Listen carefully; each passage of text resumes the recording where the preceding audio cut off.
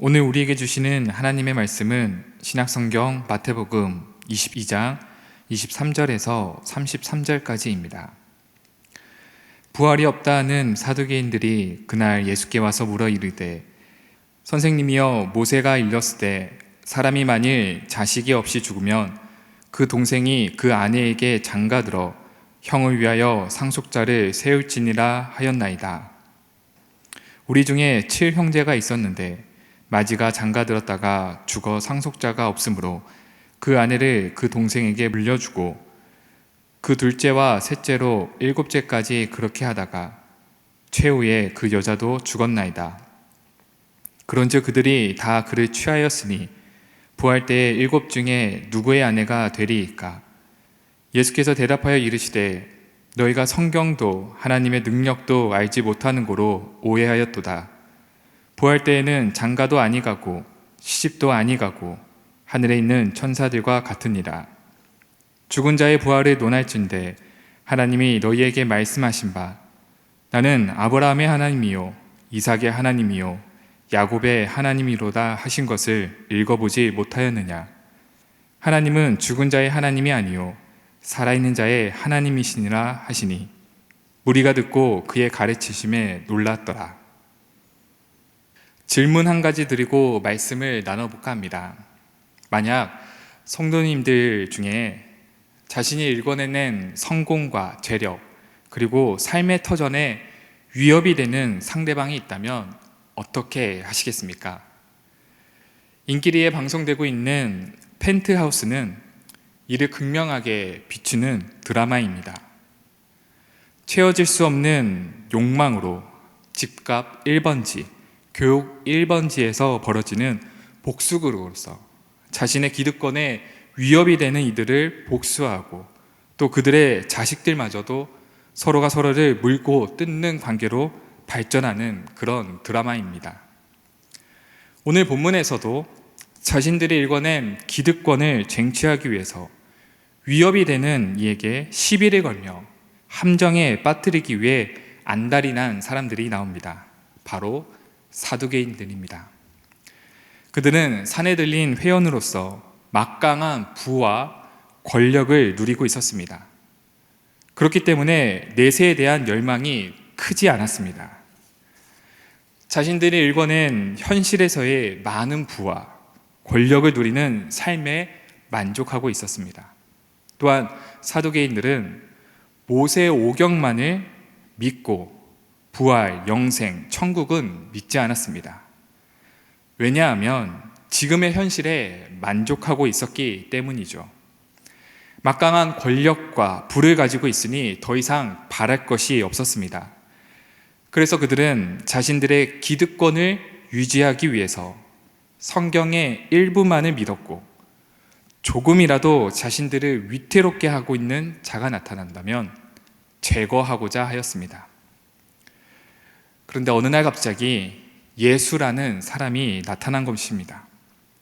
예수라는 사람이 나타나 사람들을 선동하고 분란을 일으키면서 로마로부터 독립을 외치는 것 같고, 그렇게 되면 로마가 개입하게 되면 자신들이 일궈낸 부와 권력을 잃게 될까봐 염려가 되었습니다.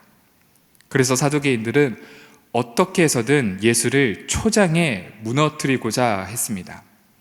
23절과 24절을 보겠습니다. 부활이 없다는 사두개인들이 그날 예수께 와서 물어 이르되, 선생님이여, 모세가 일렀으되. 부활이 없다고 주장하는 사두개인들은 자신들의 기득권을 유지하기 위해서 모세 오경의 일부만을 취해 잘못된 해석을 하고 그렇게 믿고 있었습니다.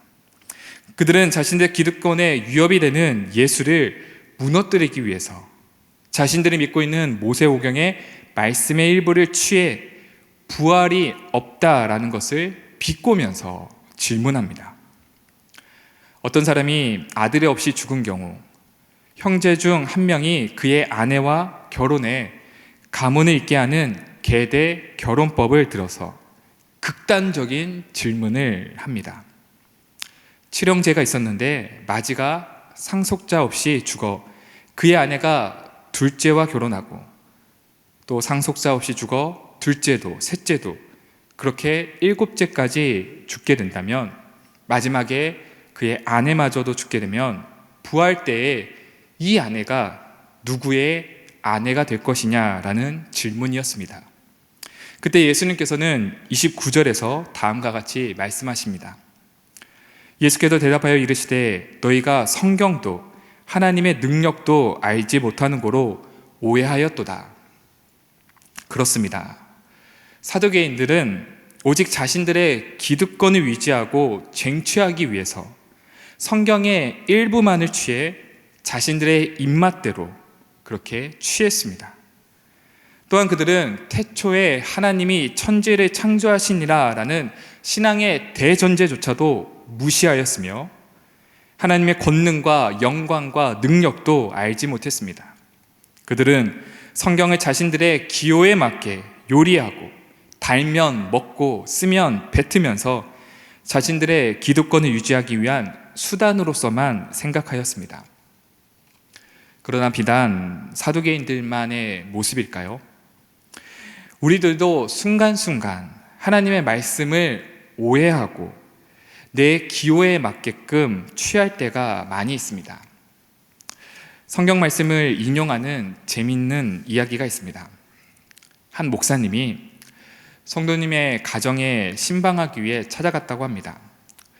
분명 방 안에는 인기척이 들려오고 아무리 배를 눌러도 문을 열어주지 않았던 것입니다. 그 다음 스케줄, 그 다음 신방 일정이 급해진 목사님은 자신이 다녀갔다라는 흔적을 남기기 위해 메모지에다 성경 구절을 한 구절 적었습니다. 요한계시록 3장 20절 말씀입니다. 볼지어다 내가 문 밖에서 두드리노니 누구든지 내 음성을 듣고 문을 열면 내가 그에게로 들어가 그와 더불어 먹고 그는 나와 더불어 먹으리라. 다음 주일이 되었습니다.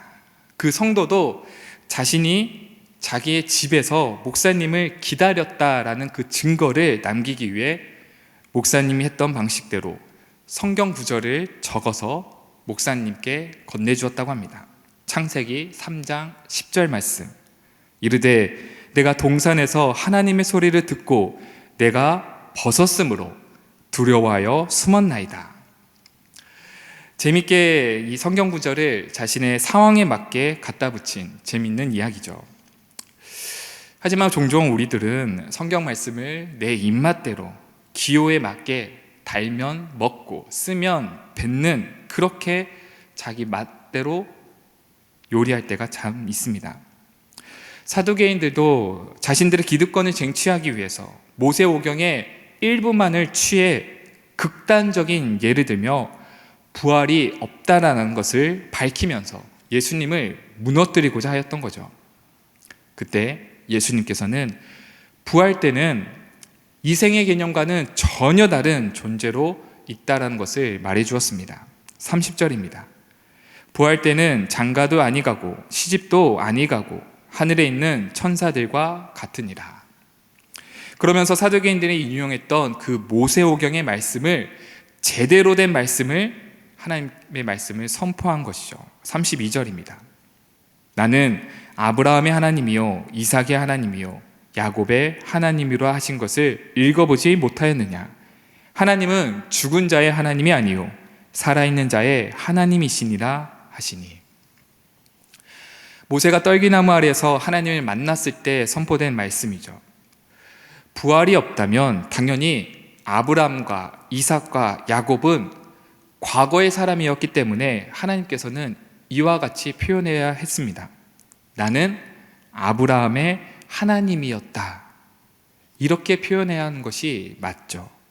그러나 하나님께서는 현재형을 사용하시면서 과거의 아브라함, 과거의 이삭, 과거의 야곱이 아닌 현재 살아있는 존재로서 이들의 하나님이다라고 선포하고 계십니다. 여기에서도 부활 사상이 내재되어 있죠. 그러나 사두개인은 무지했습니다. 결국 자신들이 믿는 모세오경의 말씀으로 스스로 무너지고 말았죠. 사랑하는 성도 여러분, 우리는 부활과 내세를 믿지 않으면 성경을 제대로 이해할 수 없습니다. 하나님의 능력과 역사를 오해하게 됩니다. 부활신앙이 확고하지 않으면 이 생의 삶에 지나치도록 집착하게 됩니다. 또한 자신의 입맛에 맞게 말씀을 잘못 인용할 수도 있습니다. 이 생은 잠깐이지만 부활 이후의 삶은 영원하죠. 확고한 부활신앙을 가지고 영광스러운 삶을 소망하며 하나님의 말씀을 내 입맛에 취사 선택하지 않고 온전히 말씀을 이해하고 적용해야 하며 살아가는 저와 여러분이 되시길 주님의 이름으로 축원드립니다. 이 시간 말씀을 생각하시면서 통성으로 기도하겠습니다.